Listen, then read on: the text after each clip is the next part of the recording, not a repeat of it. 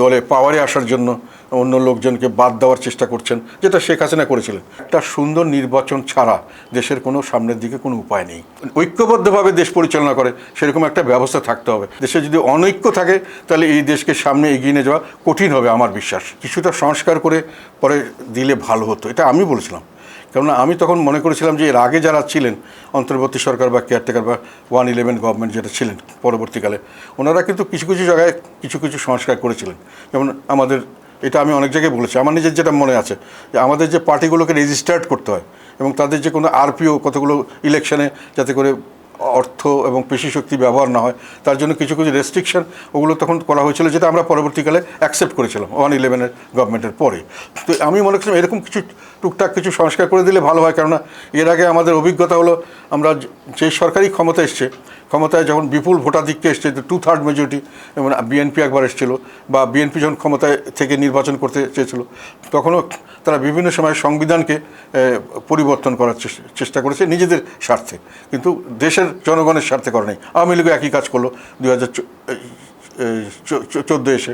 তো সেই কারণে আমি মনে করছিলাম যে অন্তর্বর্তীকালীন একটা সরকার যারা নিরপেক্ষ, নির্লোভ, কোনো স্বার্থের সঙ্গে জড়িত না, দেশের মানুষের ভালো করতে চাইবেন, ওইটি আশা করে আমরা মনে করছিলাম, আমি বলেছিলাম। কিন্তু ওইটা আমার একটা ভুল হয়েছে, আমি দেখলাম। পরে দেখলাম যে ওনারা সেইভাবে কাজ করছেন না। ওনাদের দল করলেন এবং ওনাদের যে নিয়োগদাতা এবং যারা ওনার অভিভাবক তারা রীতিমতো দলে পাওয়ারে আসার জন্য অন্য লোকজনকে বাদ দেওয়ার চেষ্টা করছেন, যেটা শেখ হাসিনা করেছিলেন। মোটামুটি একটা লাইনে চলে গেলেন। তো আমার কথা হলো এই মুহূর্তে আমি সেই জন্যই আমার পরিবর্তন করে আমি যেটা বলতে চাই যে একটা সুন্দর নির্বাচন ছাড়া দেশের কোনো সামনের দিকে কোনো উপায় নেই। এই নির্বাচনটা সুন্দর নির্বাচন মানে আমরা অনেকে ভুল করি। এটা কিন্তু আমি বিএনপি আওয়ামী লীগের আমলে বলেছিলাম, এটার উপরে আমি আর্টিকেল লিখেছি, আর্টিকেল ছাপানো আছে। আমি বলছি কোনো নির্বাচনকে অবাধ, সুষ্ঠু, নিরপেক্ষ নির্বাচন বলা যায় না যতক্ষণ পর্যন্ত সব দল মানে এটা ইনক্লুসিভ না হয়। কেননা যখন এটা অবাধ, সুষ্ঠু নির্বাচনের অর্থ হলো যে সব মানুষ ভোট দেবে, শুধু তাই নয়, সব ধরনের চয়েস থাকতে হবে।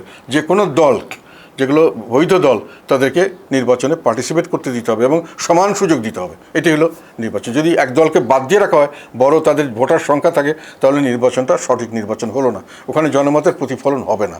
তো কাজেই নির্বাচন ওই ধরনের নির্বাচন হলেই কিন্তু এটা ইন্টারন্যাশনালি এবং ন্যাশনালি অ্যাকসেপ্টেড হবে। দেশের মানুষও বুঝবে যে সবাই ছিল, আমরা জিতছে, উনি জিতেছে, কাজে উনি সবারই ভোট পেয়ে ওনাকে আমাকে স্যালুট করতে হবে। এটা হলো নিয়ম। আমরা 2096 সালে আমি নির্বাচন করেছি, যখন আমি জিতে এসেছি, যারা আমার বিপক্ষে কাজ করেছে তারা এসে আমাকে বলছে না, উনি জয়লাভ করেছে, সব লোক ওনাকে চায়, আমাকে সম্মান দেখেছে, অন্তর থেকে সম্মান করেছে। এটাই স্বাভাবিকত্ব এবং ইন্টারন্যাশনাল কমিউনিটি করবে। ওই নির্বাচন হলেই শুধু সেই সরকারটা বৈধ হবে। বৈধ হলেই শুধু আমরা কিন্তু বিদেশি লং টার্ম এগ্রিমেন্টে যাব, আমরা লোন পাবো, আমাদের ইনভেস্টমেন্ট আসবে, তাহলেই আমাদের অর্থনৈতিক চাকা ঘোরা শুরু করবে, অগ্রসর হবে দেশ। তবে তার মধ্যে আরেকটা কন্ডিশন আছে, শুধু নির্বাচন ভালো হলেই হবে না, পরবর্তীকালে দেশে একটা স্থিতিশীল অবস্থা থাকতে হবে, রাজনৈতিক স্থিতিশীলতা দরকার। সেটার জন্যও কিন্তু সব দলের কোঅপারেশন দরকার। একটা বড় দলকে বাইরে রেখে আমি যদি রাজনৈতিক স্থিতিশীলতার চেষ্টা করি, তাহলে ওরা কিন্তু বিরোধিতা করবে এবং বিরোধী করার সুযোগও থাকবে, যেহেতু দেশের ইকোনমিক সিচুয়েশন এখন অত্যন্ত ভার্নারেবল, ঝুঁকিপূর্ণ, আরও সামনের দিকে খারাপ হতে পারে। তখন কিন্তু দেশের মানুষ অল্পতেই সরকারের উপরে বিরক্ত হয়ে যাবে। তখন যদি বারংবার এই আন্দোলন শুরু হয় আর সরকার পতন হতে থাকে, তাহলে দেশ আরও ভয়াবহ পরিস্থিতির দিকে যেতে পারে, একটা ফেইল্ড স্টেট হতে পারে। সেই কারণে আমাদের নির্বাচন দিতে হবে এবং সেই নির্বাচনটা ইনক্লুসিভ, সকলকে নিয়ে করতে হবে এবং নির্বাচনের পরবর্তীকালে সকল দল যেন একটা মোটামুটি একই ঐক্যবদ্ধভাবে দেশ পরিচালনা করে সেরকম একটা ব্যবস্থা থাকতে হবে।